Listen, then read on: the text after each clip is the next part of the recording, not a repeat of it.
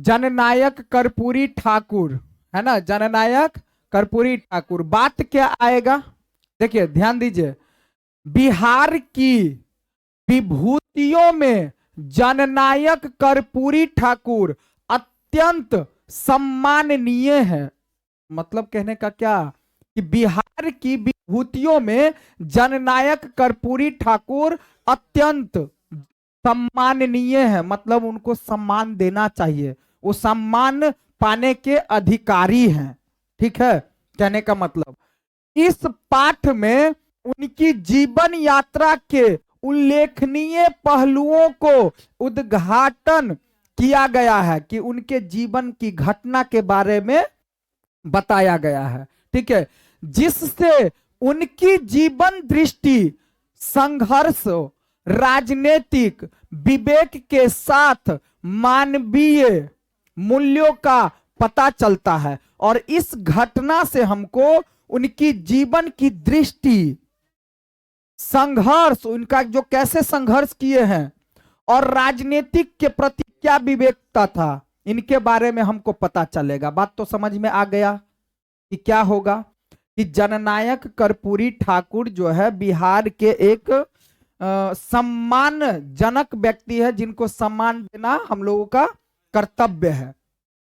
और जब हम इनकी घटना के बारे में पढ़ेंगे तो इसके बारे में पता चलेगा कि जीवन दृष्टि इनका क्या है, इनका संघर्ष क्या है और राजनीतिक के प्रति इनका क्या योगदान है, उसके बारे में हम लोग पढ़ेंगे। क्या क्या पढ़ेंगे, कि इनके जीवन दृष्टि, कि इनका जीवन क्या है, इनका संघर्ष क्या है ना, कैसे क्या किए हैं, और इनके राजनीतिक के बारे में समझेंगे।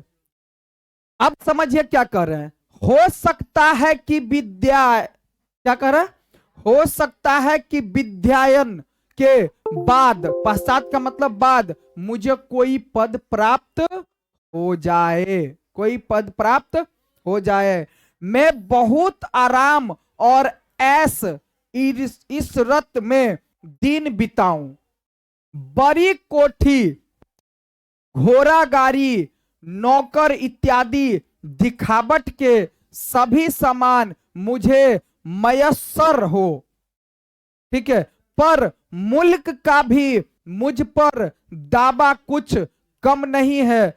अभी भारत माता परतंत्रता की पीड़ा से कराह रही है, कराह रही है, और मैं विद्याभ्यास के लिए अपनी पढ़ाई जारी रखूं, यह मुमकिन नहीं है सर, जब तक, देखिए अब क्या कर रहे हैं, मतलब कहने का कि ठीक है हम पढ़ लिख रहे हैं, हम पढ़ लिख करके आगे मेरे पास बहुत संपत्ति हो जाएगा, मेरे पास गाड़ी घोड़ा बंगला इत्यादि सब कुछ हो जाएगा। अभी तो लोग क्या ज्यादातर यही ना कि हाँ भाई हमको हो रहा है बस बात। लेकिन कहने का मतलब क्या है कि जननायक कर्पूरी ठाकुर कह रहे हैं नहीं, हमको भारत के प्रति लगाव है, भारत को सुधारना है। केवल मेरे पास, बेशक हम पढ़ लिख लेंगे, अच्छा बन जाएंगे, लेकिन जो मेरे पास घोड़ा गाड़ी इत्यादि बंगला हो जाएगा, एकदम ऐसे से हम मौज मस्ती करेंगे, कोई दिक्कत नहीं होगा। लेकिन ऐसा नहीं हो सकता है कि भारत माता, एक तरफ तो सोच रहे हैं कि भारत माता परतंत्र की पीड़ा से अभी कराह रहे हैं, मतलब भारत माता, भारत को अभी सुधारना है। ठीक है ना, और मैं विद्याभ्यास के लिए अपनी पढ़ाई जारी रखूं, यह मुमकिन नहीं है, मतलब अपनी विद्याभ्यास के लिए केवल, जब तक देश के प्रत्येक निवासी को सम्मानजनक और सुविधा संपन्न, सम्मानजनक और सुविधा संपन्न स्वाधीन जीवन यापन करने का अवसर नहीं मिलेगा, तब तक मेरे परिजनों को भी प्रतीक्षा करनी होगी। मतलब मेरे पूर्वजों को प्रतीक्षा करनी होगी, कब तक, जब तक कि पूरे प्रत्येक निवासी को सम्मानजनक और सुविधा संपन्न स्वाधीन जीवन यापन करने का अवसर नहीं मिलेगा, तब तक, जब तक मेरे परिजनों को भी प्रतीक्षा करनी होगी। कब तक, क्वेश्चन पूछा जाएगा कि परिजनों को, उनके परिजनों को प्रतीक्षा कब तक करनी होगी। तो देखिए क्या कह रहे हैं कि जब तक प्रत्येक निवासी को सम्मानजनक और सुविधा संपन्न स्वाधीन जीवन यापन करने का अवसर नहीं मिल जाता, तभी लोग मतलब कहने का ये सोच रहे हैं कि केवल हमारे जीवन खुशी रहने से थोड़ी होगा, हमारे भारत देश में जितने भी लोग हैं सब सुखी संपत्ति से रहे तब तो, खुशी से रहे तब तो, यही कहना चाह रहे हैं। समझ में आ रहा बात? देखते आगे क्या कह रहे हैं। तब तक हमारे परिजनों को भी प्रतीक्षा करनी पड़ेगी। परिजन किसको बोलते हैं? है ना, हमारे परिजनों को। ठीक है, अब देखते हैं, ये अल्फाज है गरीब के मसीहा जननायक कर्पूरी ठाकुर का। यह बात किसने कहा है? जननायक कर्पूरी ठाकुर। कौन बात? यही जो हम अभी बोले हैं कि तब तक जो है सो हमारे देश के प्रत्येक व्यक्ति सम्मानजनक सुविधाजनक ना हो जाए तब तक जो है सो हमारे परिजनों की प्रतीक्षा करनी होगी। जिसमें बचपन से ही नेतृत्व क्षमता थी 1942 ईस्वी की।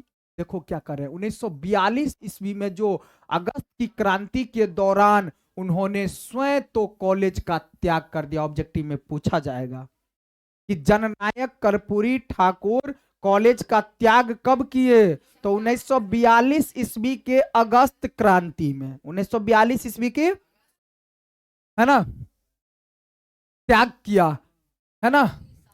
ही साथ साथ मतलब त्याग तो कर ही दिया और साथ साथ दरभंगा, मुजफ्फरपुर एवं आसपास के शहर के सभी स्कूल और कॉलेज में जाकर छात्रों को बहिष्कार के लिए प्रेरित करते रहे। मतलब छात्रों को जागरूक करते रहे, छात्रों के अंदर से मनोबल बढ़ाते रहे। कौन?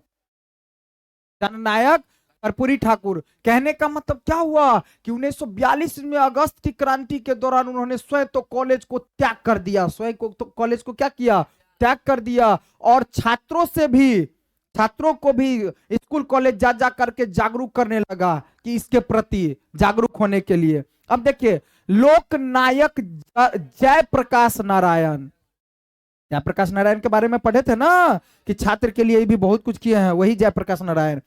लोकनायक जयप्रकाश नारायण, लोकनायक किसे माना जाता है? पूछ लेगा जयप्रकाश नारायण को। लोकनायक जयप्रकाश नारायण द्वारा गठित आजाद दास्ता। तो पूछेगा कि आजाद दास्ता की रचना किसने किया है? तो जयप्रकाश नारायण ने। जननायक कर्पूरी ठाकुर नहीं दे देना, जयप्रकाश नारायण। कि वे सक्रिय थे, सक्रिय मतलब समर्थन करते थे कि आजाद दास्ता जो लिखे थे जयप्रकाश नारायण जो बताए थे उनके समर्थन थे। कौन? जननायक कर्पूरी ठाकुर। ठीक है। तंग आर्थिक स्थिति से निजात पाने के लिए, आर्थिक स्थिति से निजात पाने के लिए उन्होंने गांव के ही मध्य विद्यालय में 30 रुपये प्रति माह की दर पर प्रधानाध्यापक का पद स्वीकार किया। मतलब कहने का क्या, जननायक कर्पूरी ठाकुर है ना, अपनी आर्थिक स्थिति से निजात, अपनी आर्थिक स्थिति थोड़ा अच्छा करने के लिए भी, क्योंकि देखो कहीं भी अगर आगे बढ़ेंगे भारत के लिए, अगर हम कुछ करना चाहेंगे तो हमारी भी आर्थिक स्थिति क्या होना चाहिए? अच्छा होना चाहिए, तभी हम कर सकते हैं। तो इससे अच्छा होने के लिए 30 रुपये महीना पर जननायक कर्पूरी ठाकुर गांव के ही, है ना, 30 रुपये माह पर प्रधानाध्यापक का पद स्वीकार किया, जो 30 रुपये महीना मिलता था। दिन में स्कूल में अध्यापक का काम करते थे, दिन भर स्कूल में पढ़ाने का काम करते थे, और रात में आजाद दास्ता जो जयप्रकाश नारायण के द्वारा दिया गया था, आजाद दास्ता के सदस्य के रूप में भी जो जिम्मेदारी मिलती उसे बेखूबी निभाते। मतलब आजाद दास्ता के प्रति जो भी सबको काम बांटा गया था वो काम भी रात में अपना करते थे। कौन? जननायक कर्पूरी ठाकुर। ठीक है। अब देखिए 23 अक्टूबर 1943 ईस्वी को रात में लगभग 2 बजे गिरफ्तार कर लिया गया। पूछा जाएगा कब गिरफ्तार किया गया? तो 23 अक्टूबर 1943 ईस्वी, 1942 ईस्वी में इन्होंने छोड़ा और 23 अक्टूबर 1943 ईस्वी में इन्हें गिरफ्तार करके दरभंगा जेल में डाल दिया गया। किस जेल में? कब गिरफ्तार किया गया? 23 अक्टूबर 1943 ईस्वी में। और आज जो अगस्त की क्रांति में कब कूदा? 1942 ईस्वी में। ठीक है, अब देखिए क्या करे। आज किस जेल में ले गया? दरभंगा जेल में। कब? 2 बजे रात में गिरफ्तार किया गया। ठीक है, यह उनकी पहली जेल यात्रा थी। फर्स्ट बार जेल गए थे, पहली जेल यात्रा थी। ठीक है, अब देखिए आगे क्या कह रहे हैं। कब गिरफ्तार किया गया? 23 अक्टूबर 1943 ईस्वी में। कै बजे? 2 बजे रात में। कहां ले गया? दरभंगा जेल। स्वतंत्रता प्राप्ति के बाद 1952 ईस्वी में प्रथम आम चुनाव में समस्तीपुर के ताजपुर विधानसभा निर्वाचन क्षेत्र से कर्पूरी ठाकुर सोशलिस्ट पार्टी के टिकट पर भारी बहुमत से जय हो, है ना, विजय रहे। मतलब 1952 ईस्वी में। कब? 1952 ईस्वी में प्रथम आम चुनाव में समस्तीपुर के ताजपुर विधानसभा। कौन विधानसभा? समस्तीपुर के थे। अभी कहां के थे सारा चीज आपको पता चलेगा। ताजपुर विधानसभा निर्वाचन क्षेत्र से कर्पूरी ठाकुर सोशलिस्ट पार्टी के टिकट पर भारी बहुमत से विजय हुए। बाढ़, भूख, गरीबी, बेकारी, भ्रष्टाचारी, भूमि सुधार, महंगाई, विकास इत्यादि समस्याओं पर उन्होंने विधानसभा के अंदर जोरदार आवाज बुलंद किया। मतलब जोरदार आवाज लगाई। किसने? जननायक कर्पूरी ठाकुर ने। जब जो बना ना भाई, जीते ना, तो क्या बाढ़ के लिए, भूख के लिए, गरीबी के लिए, बेकारी के लिए, भ्रष्टाचारी, भूमि सुधार, महंगाई, विकास इत्यादि सबके लिए विधानसभा के अंदर एकदम जोरदार आवाज लगाया। किसने? जननायक कर्पूरी ठाकुर ने। 1952 ईस्वी से 1988 ईस्वी के अपने जीवन के अंतिम दिन तक बिहार विधानसभा के सदस्य रहे। मतलब 1952 ईस्वी से लेकर के अब बने ना 1952 में, अब 88 जब तक मृत्यु नहीं हो जाता है तब तक जो है सो, है ना, कि अपने जीवन की अंतिम दिन तक बिहार विधानसभा के सदस्य रहे।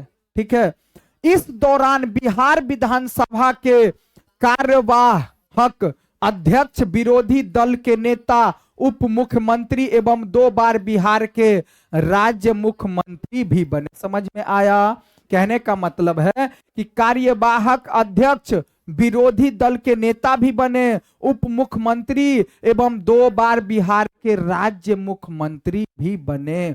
2 बार बिहार के राज्य मुख्यमंत्री और 1 बार उप मुख्यमंत्री भी बने हैं। बात सन 1957 की है। बात कब की है? सन 1957 की है। कर्पूरी ठाकुर गांव का दौरा लगा रहे थे। ये सब तो थोड़ा सा हुआ। ठीक है, तब देखते हैं कि क्या क्या कहानी सब है। बात 1957 की है। कर्पूरी ठाकुर जी गांव का दौरा लगा रहे थे। उसी दौरान उन्होंने देखो क्या देखे हैं कि देखा कि एक हैजा रोग से पीड़ित, क्या हैजा रोग से पीड़ित अपने जीवन का अंतिम क्षण गिन रहा है बेचारा। जब दौरा लगा रहे थे ना, कौन?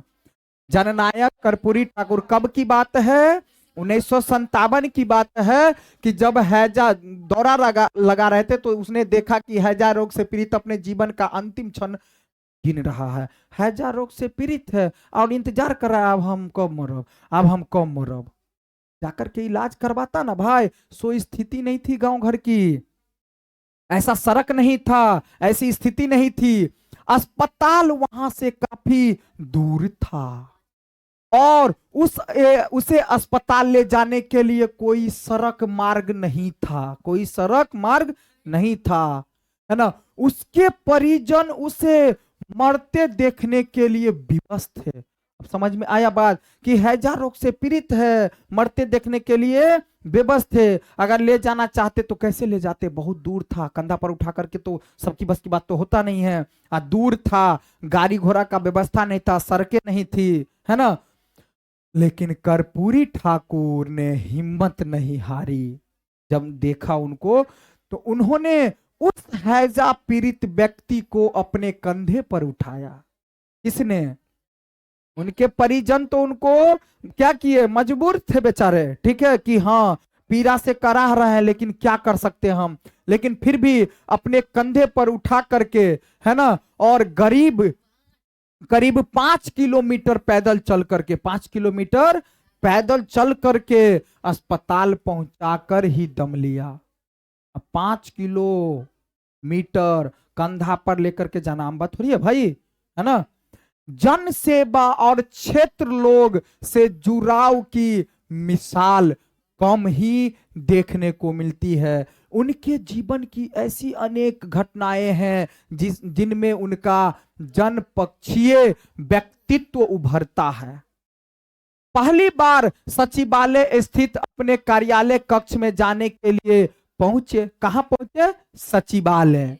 तो देखिए क्या होता है, तो उन्हें ऊपरी तल पर ले जाने के लिए लिफ्ट से ले जाया गया और लिफ्ट के ऊपर अंग्रेजी में लिखल था कि ओनली फॉर ऑफिसर।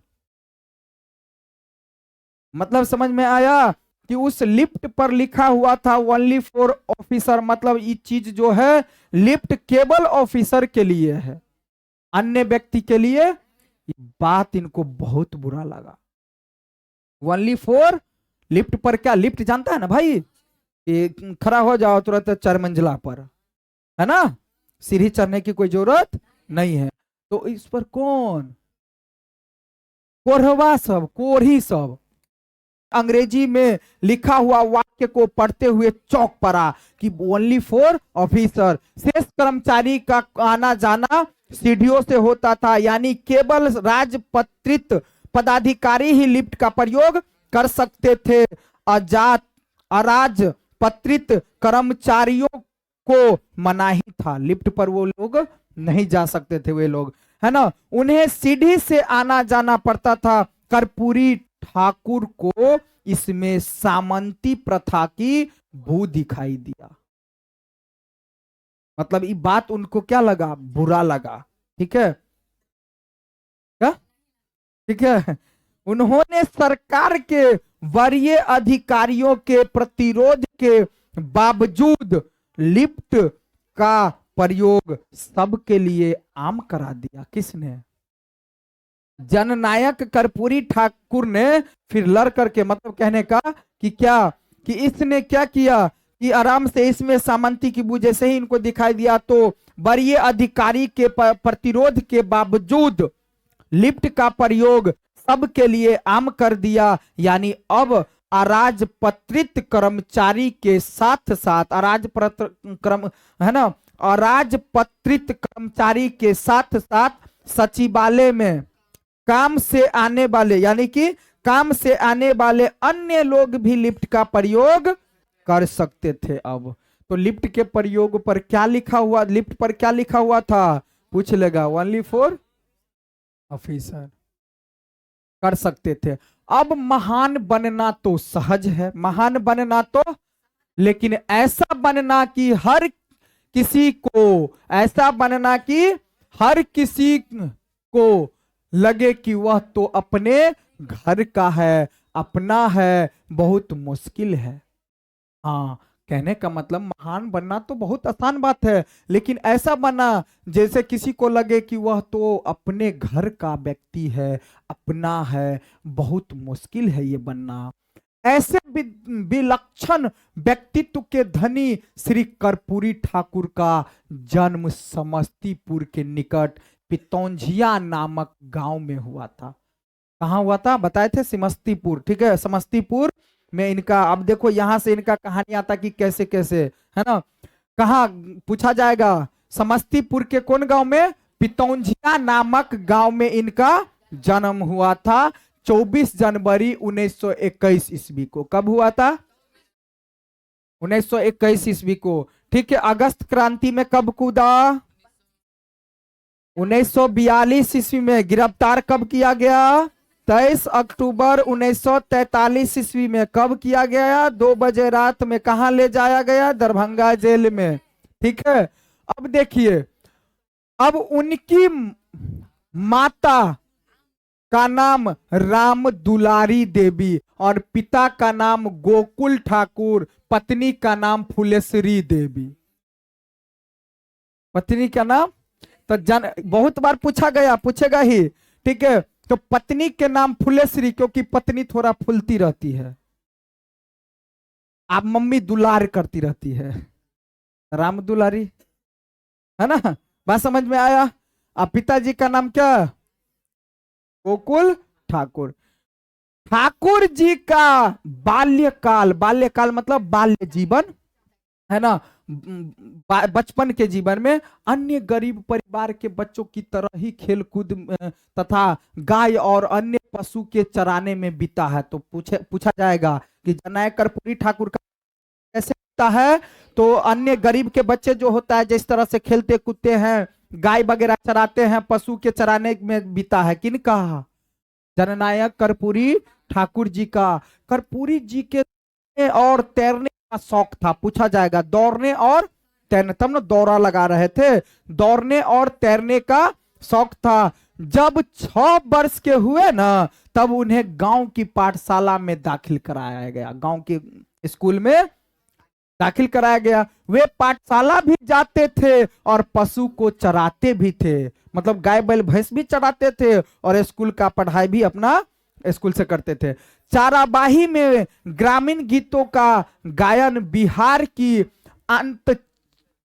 आंचलिक संस्कृति की एक विशिष्ट परंपरा है। बालक कर्पूरी इसमें विशेष रुचि लेते थे, जो गाते थे उसमें। श्री राजेंद्र शर्मा लिखते हैं, इन्हें गीत गाने का और गांव की मंडली में डफ बजाने का भी शौक था। पहले क्या बताया था शौक के बारे में? दौड़ने का और तैरने का, और इनको डफ बजाने का और गाने का भी शौक था। तो केवल 2 बात नहीं लिखना, ये बात भी लिखना, ठीक है, कि डफ बजाने का और गाने का भी शौक था, ठीक है, शौक था। होली और चैत गाने में गांव की मंडली के बराबर अगुआ गिरी करते रहे। मंडली में बैठकर डफ बजाने का काम तो वे विधायक बनने के बाद भी, बन जाने पर भी करते रहे। बात समझ में आया? अब देखिए क्या कह रहे हैं, करते रहे। बात है सन 1940 ईस्वी में उन्होंने मैट्रिक परीक्षा पास किया। कब? 1940 ईस्वी में उन्होंने मैट्रिक परीक्षा द्वितीय श्रेणी यानी इससे उत्तीर्ण किए। दरभंगा के चंद्रधारी मिथिला कॉलेज में उन्होंने आईए में नाम लिखवा लिया। दरभंगा के कौन कॉलेज में? चंद्रधारी मिथिला कॉलेज में आईए में नाम लिखवाया। आप देखो घर इनका कहाँ है? समस्तीपुर के पिंतौंझिया नामक गांव में। और नाम कहाँ लिखवाए? दरभंगा के चंद्रधारी मिथिला कॉलेज में आईए में, आईए मतलब इंटर में 8 रख करके नाम लिखवाए। अब देखिए इनको पढ़ाई कैसे हुआ है। लेकिन कॉलेज आना जाना एक कठिन काम था और इतनी पैसे नहीं थी कि वो वहां पर रह करके पढ़ाई करे। आर्थिक अवस्था इतनी अच्छी नहीं थी कि वे किसी छात्रावास में रह करके पढ़ते। आर्थिक स्थिति उतनी अच्छी नहीं थी। फलतः वे घर से ही घुटनों तक धोती पहने, कंधे पर गमछा रखे, बिना जूता चप्पल पहने, पांव पैदल चलकर मुक्तापुर रेलवे स्टेशन पर पहुंचते थे। कहां पहुंचते थे? मुक्तापुर रेलवे स्टेशन पर पहुंचते थे और वहां से रेलगाड़ी पकड़ करके दरभंगा पहुंचते और कॉलेज में दिन भर पढ़ करके संध्या के समय में लौटते। मतलब बात समझ में आया? समस्तीपुर के पितौंझिया नामक गांव से पांव पैदल धोती पहने, गमछा पहने लटकाए जाते थे। कहां? मुक्तापुर रेलवे स्टेशन पर। और तब वहां जाकर के दरभंगा के लिए गाड़ी मिलती थी, तो गाड़ी पकड़ के दरभंगा स्टेशन पर आते थे। तब दरभंगा स्टेशन से उतर करके पैदल जाते थे कॉलेज, और कॉलेज में पढ़ाई करके फिर पैदल आते थे रेलवे स्टेशन दरभंगा, और फिर वहां से गाड़ी पकड़ करके आते थे मुक्तापुर रेलवे स्टेशन, फिर वहां से पैदल जाते थे पितौंझिया गांव में अपने घर। तो इस तरह का रोजों का आना जाना लगा रहता था, है ना। रेलगाड़ी पकड़कर दरभंगा पहुंचते और कॉलेज के में दिन भर पढ़कर संध्या मतलब शाम के समय में लौटते। इसी तरह का नित्य 50 से 60 किलोमीटर की दूरी तय करना पड़ता था। 50 से 60 किलोमीटर की दूरी तय करना पड़ता था। समझ में आया?